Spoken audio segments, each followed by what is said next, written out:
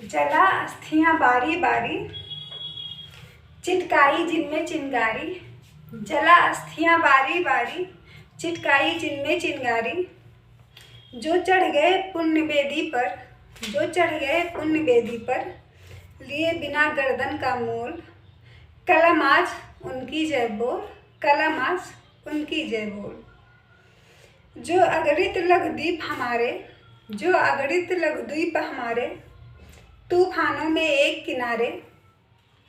जल जल कर बुझ गए किसी दिन, जल जल कर बुझ गए किसी दिन। मांगा नहीं स्नेह मुँह खोल, कलम आज उनकी जय बोल, कलम आज उनकी जय बोल। कलम आज उनकी जय बोल से आप लोगों को भी याद आ गया होगा ये कविता। हमारे राष्ट्र कवि रामधारी सिंह दिनकर जी का है और बहुत ही प्रसिद्ध कविता है और हमारे स्कूल में इसे पढ़ाया भी जाता है, सिलेबस में भी है हिंदी के। नमस्कार दोस्तों, मैं अर्पिता सिंह आपके अपने चैनल एबी न्यूज़ में आपका स्वागत करती हूँ। दोस्तों, ये पंक्तियाँ हमने अपने क्रांतिकारी वीरों जो कि देश के लिए हंसते हंसते फांसी के फंदे पर झूल गए, उनको समर्पित किया है। यह पंक्तियाँ राष्ट्रकवि रामधारी सिंह दिनकर जी की हैं, जो हमने पहले ही बताया। आज 24 मार्च है, लेकिन जिस घटना का जिक्र आज हम करेंगे, आज हम इस वीडियो में करने वाले हैं, वो घटना 23 मार्च को ही हुई थी। लेकिन 23 मार्च को अस्वस्थ होने के कारण हम आप लोगों के साथ अपने उन क्रांतिकारी वीरों को श्रद्धांजलि नहीं दे पाए, इसलिए हम आज उनके कुर्बानियों को मिलकर याद करेंगे। वैसे मैं बता दूं कि ये एक इत्तेफाक ही है कि 23 मार्च को जो हुआ वो होना था 24 मार्च को, लेकिन परिस्थितियाँ ऐसी बनी, उस समय का समीकरण इस तरह से बदले कि वो घटना 24 के बजाय 23 मार्च को ही हो गई। हम बात कर रहे हैं शहीद दिवस की। 23 मार्च यानी शहीद दिवस।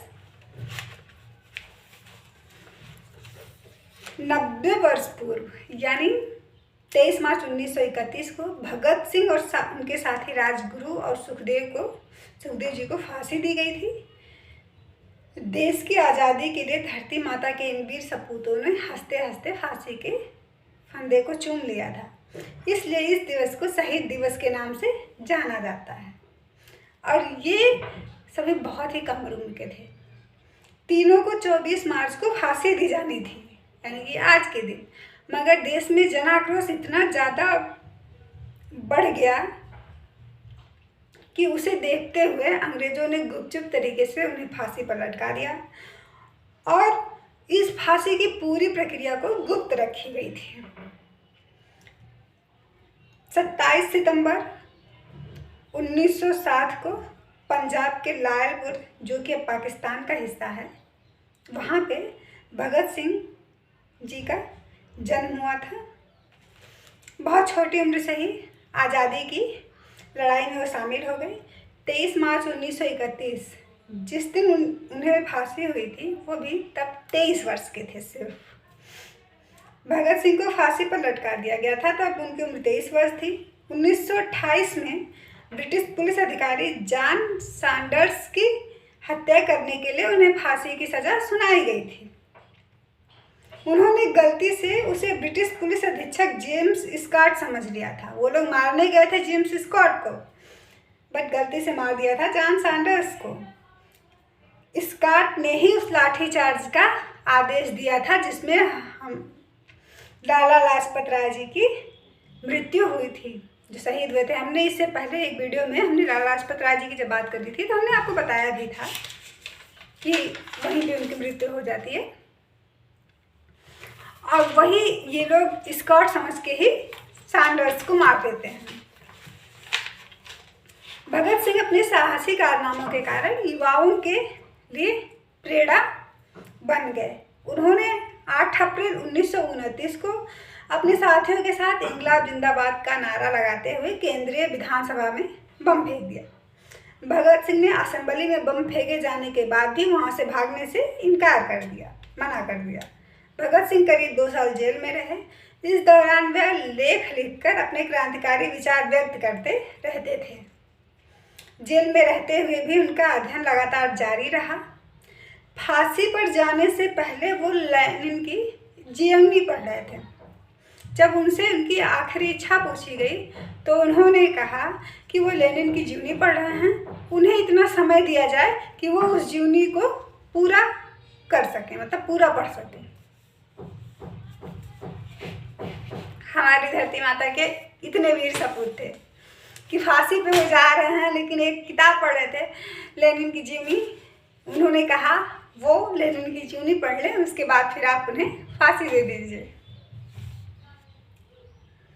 दोस्तों, उनके सम्मान में वैसे तो शायद लाइनें ही ना हो, बट हम राष्ट्रकवि दिनकर जी की ही एक काव्य संग्रह है तर्पण, उनसे उनके लिए कुछ लाइनें कहना चाहेंगे, क्योंकि उन लाइनों में ये चीज़ें भी हैं। क्योंकि जब वो तीनों लोग फांसी पे हंसते हंसते झूल तो गए, लेकिन उस समय उनकी आंखों में ये ख्वाब था और वो ये जानते थे कि हम भले ही ना रहें, हम जा रहे हैं, लेकिन हमने इतनी चिंगारी तो जला ही दी है कि हमारा देश अब ज़्यादा दिन तक अंग्रेज़ों के हुकूमत के अंदर नहीं रहेगा, तो जल्द ही आज़ाद होगा। उनकी आंखों में एक ख्वाब तब भी था, तभी वो हंसते हंसते फांसी पे झूल गए थे। और इसीलिए उनके सम्मान में कुछ पंक्तियाँ। और ऐसे वीर को सत सत नमन भी। दिशादीप्त हो उठी प्राप्त कर, दिशादीप्त हो उठी प्राप्त कर, पुण्य प्रकाश तुम्हारा, लिखा जा चुका अनल अक्षरों में इतिहास तुम्हारा, लिखा जा चुका अनल अक्षरों में इतिहास तुम्हारा। जिस मिट्टी ने लहू पिया वह, जिस मिट्टी ने लहू पिया वह फूल खिलाएगी ही, अंबर पर घन बन छाएगा, अंबर पर घन बन छाएगा ही उच्छ्वास तुम्हारा। और अधिक ले जास तुम्हारा, और अधिक ले जास तुम्हारा, देवता इतना क्रूर नहीं है, और अधिक ले जास तुम्हारा, देवता इतना क्रूर नहीं। थक कर बैठ गए क्या भाई, मंजिल दूर नहीं, थक कर बैठ गए क्या भाई, मंजिल दूर नहीं। हमें गर्व है हमारे देश में हमारे ऐसे ऐसे क्रांतिकारी भाई थे जो कि 23 वर्ष की उम्र में फांसी पे लटक गए अपनी धरती माता के लिए। हाँ दोस्तों, चलते चलते हम आपको बात और बताना चाहेंगे कि कोरोना ने हम सबके जीवन को बहुत प्रभावित किया, और ख़ासकर हमारे फाइनेंशियल कंडीशन को, हमारी आर्थिक स्थिति को। ऐसे में अगर आपको ऐसा प्लेटफॉर्म मिले जिस पे आप अपना रोज़मर्रा का केवल सामान खरीदें, आपको और कुछ नहीं करना है, केवल सामान खरीदना है, और उससे आपको बेनिफिट में मतलब पैसे भी मिले, कुछ बचत भी मिले, वो आपके बैंक की जो बचत राशि है उसमें इजाफा करे, तो कोई घाटे की बात नहीं है। वैसे भी आप दुकान से खरीदते हैं तो आपको 1 रुपये भी बचत नहीं मिलता है, लेकिन इसमें आप जो सामान खरीदेंगे उससे आपको बचत भी मिलेगी, वो आपके अकाउंट में वो पैसा जाएगा।